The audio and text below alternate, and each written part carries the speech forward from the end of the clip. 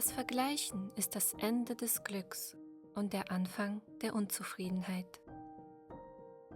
Wie wahr dieser Satz doch ist. Ich erinnere mich an meine Kindheit. Was für ein fröhliches, aufgewecktes und kreatives Mädchen ich war. Ich habe gerne getanzt und gesungen, hatte eine ausgeprägte Vorstellungskraft und große Ideen und Vorhaben, die ich nicht scheute, in die Realität umzusetzen. Ich wollte Bücher schreiben, Spiele erfinden, Filme drehen und hatte die größte Freude daran, andere zu unterhalten. Bis dieses besondere gesellschaftliche Konstrukt vom Vergleichen und Einordnen mich zu einem unsicheren, angepassten und letztlich unzufriedenen Menschen machte. Im Grunde scheint es, für die meisten Menschen zumindest, ein ganz normaler Prozess zu sein. Spätestens in der Schule lernen wir uns mit anderen zu vergleichen. Unsere Noten, die eigenen Fähigkeiten, das Aussehen, die Herkunft, finanzielle Möglichkeiten und so weiter. Bis weit in das Teenageralter hatte ich mein Aussehen eigentlich nie hinterfragt. Doch mit ein wenig Hilfe von außen fing ich irgendwann an, mich mit anderen Mädchen zu vergleichen. Erst mein Körper, dann mein Kleidungsstil, mein Auftreten und meine Außenwirkung. Ich verglich auch meine intellektuellen und kreativen Fähigkeiten mit anderen und hatte meistens das Gefühl, nicht gut genug zu sein. Andersrum fühlte ich mich aber auch manchmal auf eine gewisse Art und Weise besser oder jemandem voraus, wenn der oder diejenige aus meiner Sicht nicht da waren, wo ich bereits war. Im Großen und Ganzen ging das Vergleichen jedoch immer in eine Richtung. Ich wollte hübscher sein, schlanker, klüger und interessanter. Ich wollte auch so eine tolle Karriere, so sportlich sein, so eine wunderschöne Ausstrahlung, so einen großen, engen Freundeskreis, so einen spannenden Lebensweg. Und ich gab mir größte Mühe, dies alles auch zu erreichen. Doch sobald ich etwas davon erreicht hatte, den schlankeren Körper, den tollen Job, eine spannende Reise ans andere Ende der Welt, stellte sich jedoch nicht das erhoffte Gefühl von anhaltender Zufriedenheit ein. Manchmal wurde es sogar schlimmer, weil mir durch das Erreichen dieser vermeintlich erstrebenswerten Ziele klar wurde, dass sie mir nicht dieses erhoffte, positive Gefühl im Innern gaben. Und so ging es dann immer weiter. Ich orientierte und verglich mich mit den Menschen, die aus meiner Sicht das hatten, wovon ich glaubte, dass mir genau das fehlt, um endlich schöner, besser, erfolgreicher, glücklicher zu sein. Und während es durchaus antreiben kann, sich Inspiration von außen zu holen, so kann es einen auch ins Unglück stürzen oder gar ernsthafte psychische Probleme verursachen. Für mich endete dieser Weg in einem anhaltenden, tiefen schwarzen Loch, aus dem ich jahrelang keinen Ausweg sehen konnte, bis ich nach und nach begonnen habe, bestimmte Dinge zu verstehen und umzusetzen.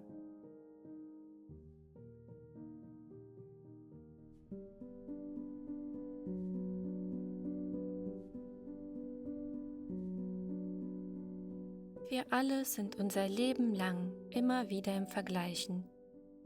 Vollkommen unbewusst sind wir mit unserer Aufmerksamkeit ständig im Außen, bei anderen.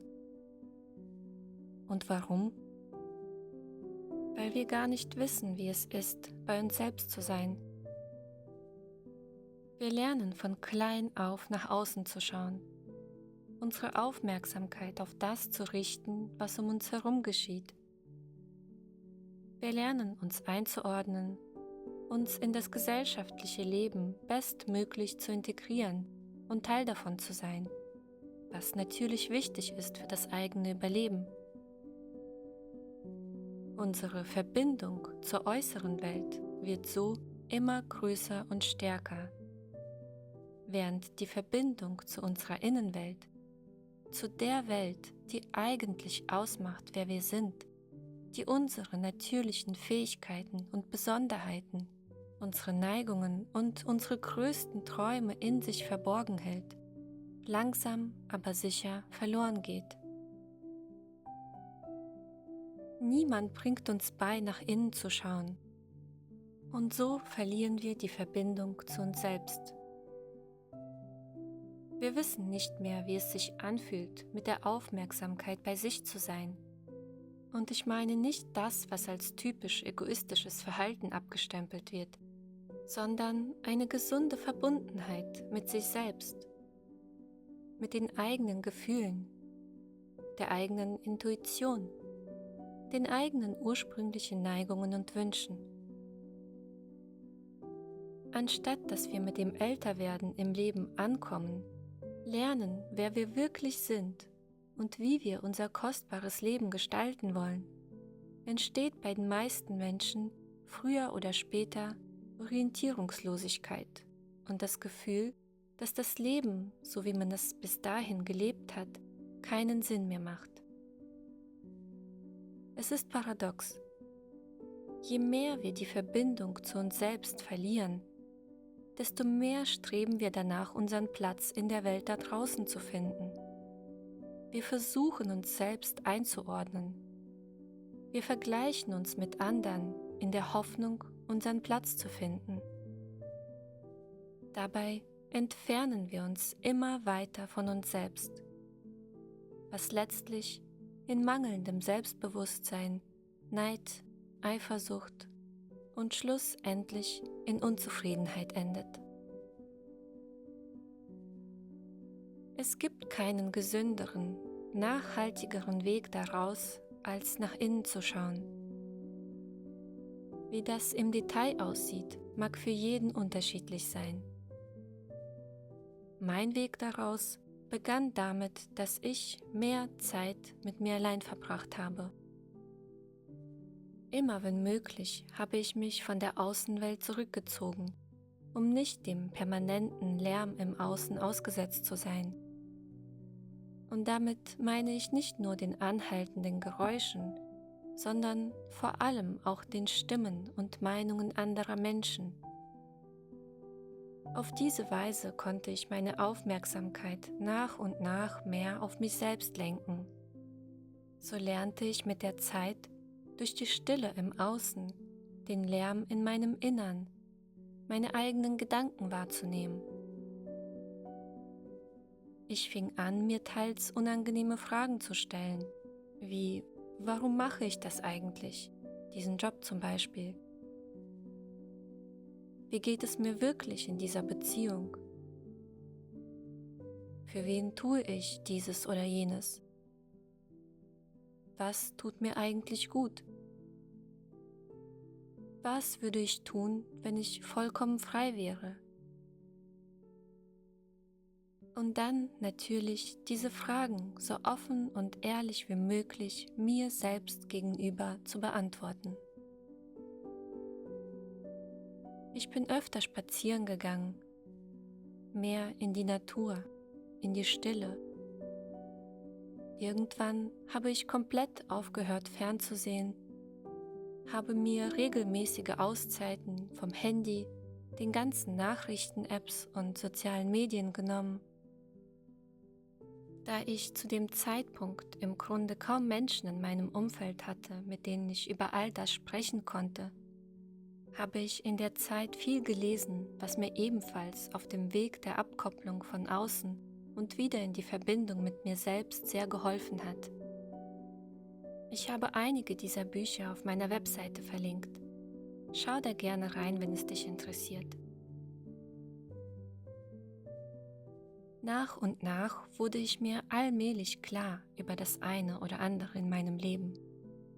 Langsam aber sicher baute ich durch diesen bewussten Umgang mit meinen Gedanken wieder eine Verbindung zu meiner Intuition auf. Ich lernte mich tatsächlich selbst neu kennen. Ich fing an, besser ein Gefühl dafür zu bekommen, was mir wirklich gut tut und was nicht. Und ich fing allmählich an, die Dinge, über die ich mir klar geworden war, im Außen umzusetzen. Ich hörte auf, mich mit Gedanken und Worten selbst klein zu machen oder mir zu sagen, dass es für mich nicht möglich wäre.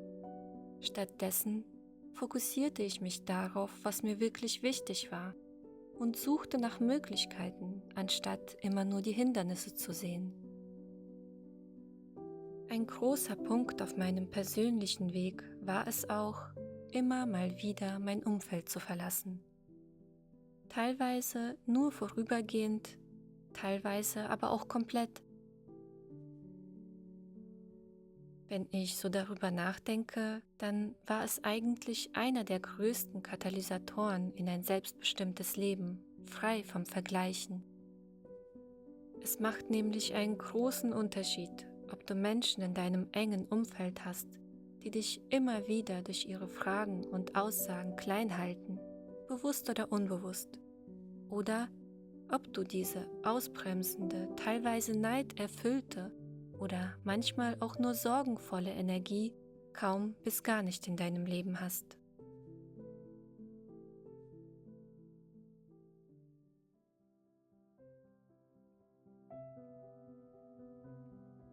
Eine weitere riesige Erkenntnis, die mich nochmal ein großes Stück weitergebracht hat, wenn es darum geht, sich nicht mit anderen zu vergleichen, war folgende.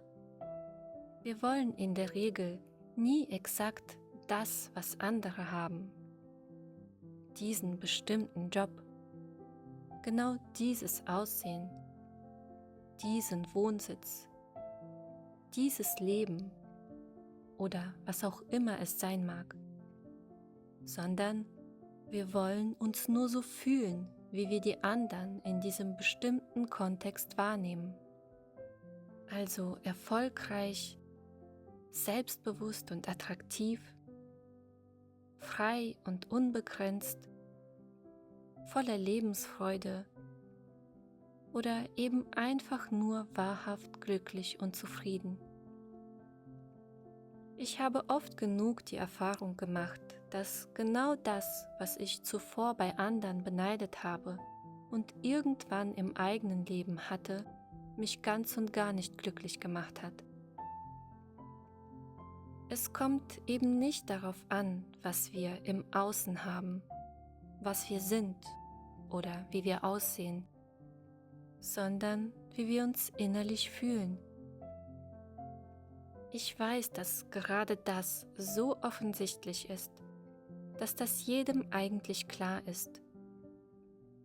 Doch wer kann ehrlich von sich behaupten, dass er oder sie auch genauso lebt? Dank der ganzen Realisierungen, der jahrelangen Auseinandersetzung mit mir selbst, die im Übrigen vermutlich nie ein Ende hat, und der wiedererlangten inneren Verbindung, konnte ich mich mehr und mehr von der äußeren Welt lösen und meinen inneren Kompass, meinen eigenen Weg finden. Ich habe auf diesem Weg viele Entscheidungen getroffen, die mein früheres Ich niemals gewagt hätte, aus Angst, nicht mehr in die gesellschaftlichen Muster reinzupassen. Ich habe viel Unverständnis von anderen erfahren und musste immer wieder für mich selbst einstehen. Ich habe alte, breit getrampelte Pfade abgebrochen und neue, zumindest von den Menschen um mich herum, unbegangene Wege begonnen.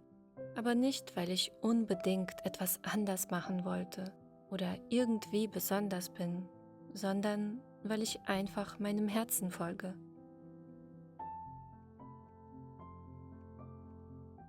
Heute lebe ich von außen betrachtet vermutlich ein eher unkonventionelles, für manche vielleicht sogar unvorstellbares Leben, ohne einen konkreten Plan für die Zukunft.